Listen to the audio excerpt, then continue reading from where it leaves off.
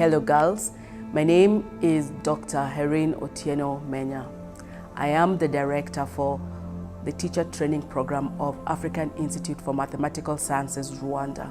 Today we are very excited because we have put together inspiring messages from fellow women, women who are scientists, women who are born and who have lived in Rwanda and have gone to schools like you are in today, but they have been able to do science through secondary school into university and are currently championing science careers across the country. Through this video, I hope you'll be inspired, you'll be able to get some idea on how you as aspiring scientists can work through your school years to ensure you live your dream of being a woman scientist. As you listen to the fellow women scientists, please ensure that you take notes and you actually pick a strategy that you can employ to be better. My name is Wera Mariklel. At KivWatt, I am a power plant technician. My name is Claire Karkezi. I'm a medical doctor and a neurosurgeon. I work here at the Rwanda Military Hospital. As the first female to hold a PhD degree in physics in Rwanda, that wasn't an easy journey. My current job is to be a lecturer of mathematics for agricultural students on an undergraduate level. My role there is to teach not just math for the sake of teaching them mathematics, but more to train them to use math to solve agricultural problems. Je voulais faire partie apporter quelque chose, même si c'est un petit rien, au développement de mon pays.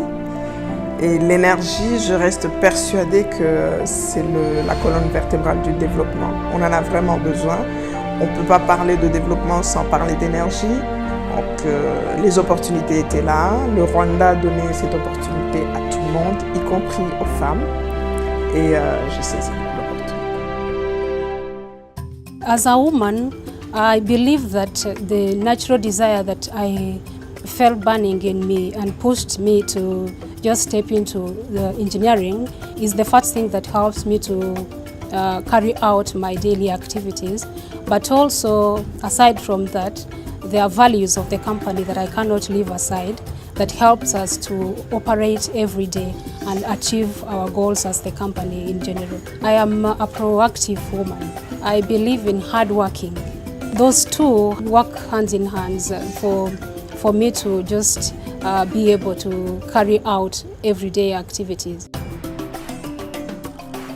I'm a neurosurgeon, or what people usually say I will call a brain surgeon. I won't say as a woman, but as a person in general. I think my strengths, or what I call weapons, are more three elements: dedication, patience or perseverance, and knowledge. And I think the three of them have kept me going, and they proved to be great tools to build my career and to bring me where I am today. So I believe those are my strengths. I would say in high school, I was just following the flow. So I did mostly science at the time because I loved math. It was the easiest for me. I'm not going to lie that it was for any higher reason. I used to find anything like biology, chemistry, and history, languages extremely difficult. Because in math, I used to think that it's easier for me to solve problems once I understand what I'm doing, rather than having to memorize dates, for example, in history. So that's what really drove me towards mathematics. You are a woman and you are doing physics. Are you crazy? This is a subject for men. Say, no, it's not for men. If you are a man and you can do it, why not me? I can do it. So it was something like that. But by this determination, self-motivation, and knowing what you want, I just did what I have to do to finish my PhD. Je pense que je reste persuadée que les femmes, nous allons dans les détails et les hommes y regardent en général. En plus, nous sommes beaucoup plus patientes que les hommes. Nous avons beaucoup plus de persévérance quand nous avons le courage d'entreprendre quelque chose. On n'abandonne pas facilement, on fait avec notre cœur, notre âme, nos connaissances. On est vraiment dans ce qu'on fait.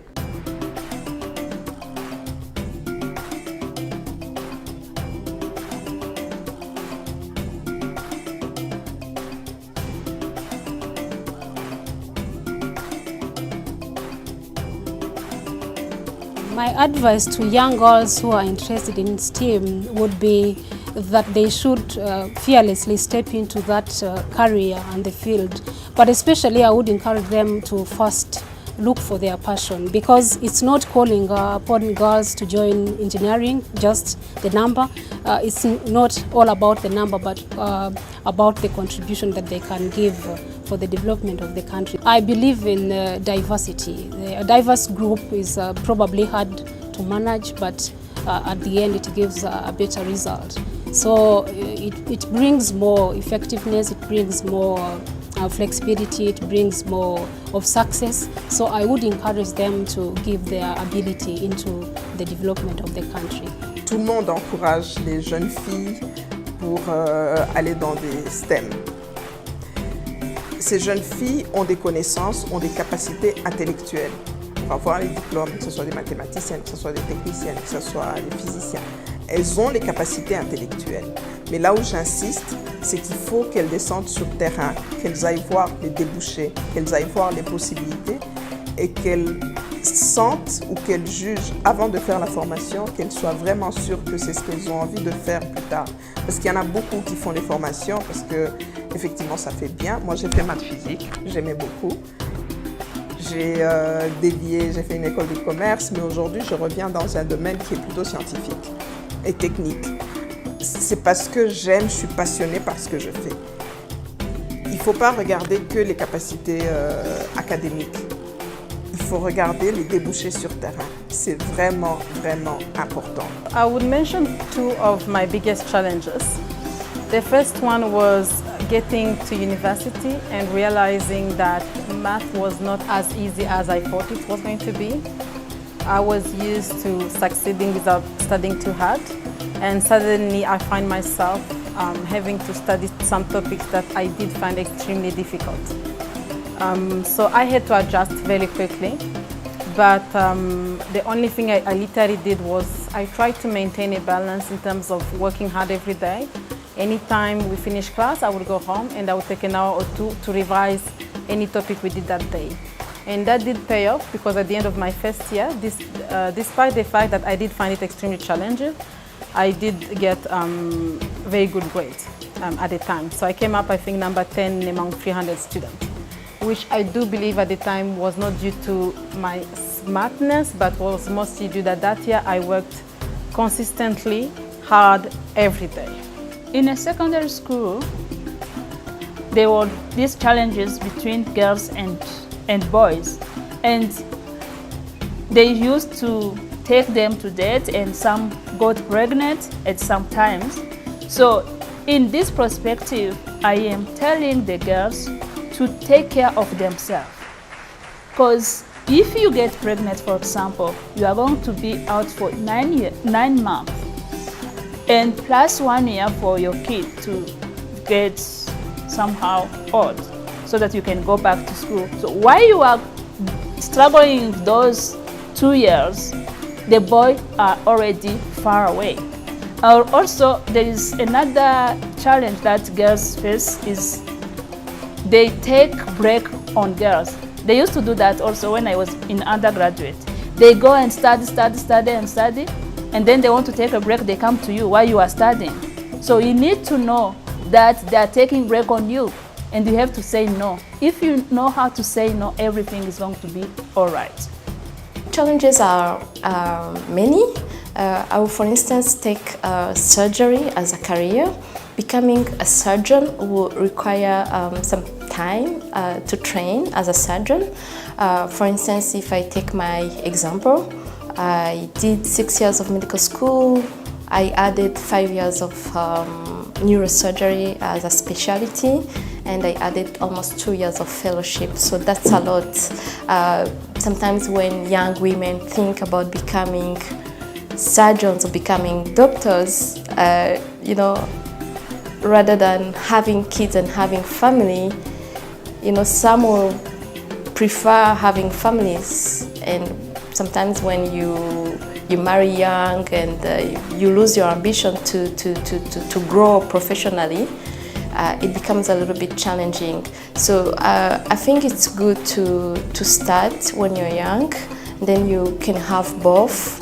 You can have, for instance, you can finish very young. You can choose, I've seen surgeons who are married, for instance, and there are women, they are surgeons but they are married. And at a certain point, maybe you may put some priorities on your life. Say, for instance, I just finished medical school, I can have kids now, and then start my specialty. But it's not that always easy, because in any way, it will take time. Becoming a surgeon or becoming a doctor is too demanding. You spend nights or days at the hospital. As an aspiring scientist, the main thing that I want you to know is that you can do it. So you are smart enough to do science, and you are strong enough to be able to succeed. Do not let relationship distract you, because it's too early first to get distracted that much. That's number one. Secondly, if you are in a relationship with someone who is not helping you grow and get smarter and develop your career at whatever age that you are at, that's not the right person for you.